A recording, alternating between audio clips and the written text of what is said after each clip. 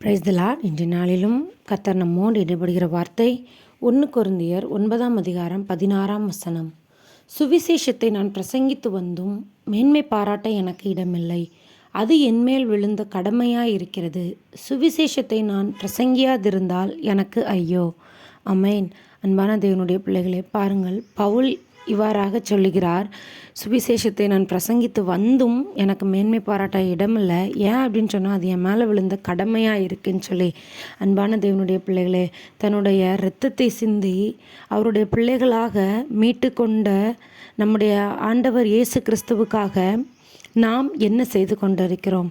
நிச்சயமாக அவருக்காக நாம் எதாகிலும் செய்ய வேண்டும் என்பது நம்மேல் விழுந்த கடமையாக இருக்கிறது.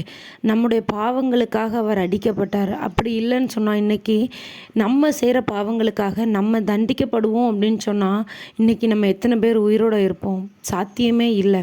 அப்படிப்பட்ட அன்புள்ள தெய்வத்திற்காக நம்ம என்ன செய்து கொண்டிருக்கிறோம்? நம்ம நிறைய நேரத்தில் சொல்லலாம், நான் பைபிள் வாசிக்கிறேன், ஜெபிக்கிறேன். அதெல்லாம் நம்ம ஆத்துமாக்காக நம்ம செய்கிறது. ஆண்டவருக்காக என்ன செய்கிறோம்? நம்ம பைபிள் வாசிக்கிறது, நம்ம ஜெபிக்கிறது, நம்ம குடும்பத்துக்காக ஜெபிக்கிறது, இது எல்லாமே நம்ம தேவைகளுக்காக, நம்மளுடைய சுயநலத்துக்காக மட்டும்தான்.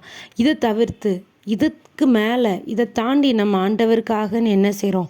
அதுக்காக நான் போய் எல்லாருக்கும் சுவிசேஷம் சொல்லணும்னா எனக்கு அந்த மாதிரி தாளந்து இல்லை, திறமை இல்லைன்னு சொல்லி நீங்கள் நினைக்கலாம்.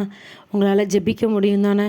ஒரு 10 நிமிஷம் இல்லை ஒரு 5 நிமிஷம் ஒவ்வொரு நாளைக்கு. எத்தனையோ ஜனங்கள் இருக்கிறார்கள், எத்தனையோ கஷ்டத்தில் வாழ்கிறவங்க இருக்காங்க. இப்படிப்பட்டவர்களுக்காக, தேசத்திற்காக, இந்த தேசத்தில் நடக்கிற சம்பவங்களுக்காக, இதெல்லாம் குறித்து நம்ம கவலையற்றிருப்போமானால் வரக்கூடிய காலத்துக்கு நம்ம எப்படி தப்பித்து கொள்வோம்? நம்ம வீட்டில் இருக்கிற நேரங்களில் நான் என்ன ஊழியம் செய்ய முடியும்னு சொல்லி நினைக்கலாம். ஊழியம் செய்கிறது எல்லாருக்கும் மேலே விழுந்த கடமை. ஆண்டவருடைய பிள்ளைகளாய் தெரிந்து கொள்ளப்பட்டவர்கள் நிச்சயமாக அவருக்காக ஏதாவது செய்யணும். கட்டாயம் கர்த்தர் நம்ம இடத்துல கணக்கு கேட்பார்.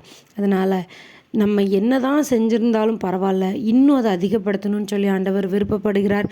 ஒருவேளை எனக்கு எதுவுமே செய்ய முடியாது, எனக்கு எதுவுமே தெரியாது அப்படின்னு நீங்கள் நினச்சா கூட இன்னும் நீங்கள் அதிகமாக ஜெபிக்கலாம், இன்னும் நீங்கள் அதிகமாக ஆண்டவரை துதிக்கலாம். நீங்கள் ஆண்டவருடைய சமூகத்தில் காத்திருக்கும்போது அவர் உங்களோடு இடைப்படுவார். அவர் அநேக காரியங்களை குறித்து உங்களோடு பேசுவார். உங்களை ஆவிக்குள்ளாக அவர் வழி நடத்துவார். அதனால் நமக்காக இரத்தத்தை சிந்தி ஜீவனை தந்து மீட்ட நம்முடைய தெய்வத்திற்காக நம்மளால் முடிந்த, இதெல்லாம் ஒரு சாதாரண காரியங்கள் தான், அதையாவது நம்ம நிச்சயமாக செய்யணும். அதனால் கர்த்தருக்காக ஏதாவது ஒன்று நம்ம வாழ்நாளில் செய்வோம். God bless you.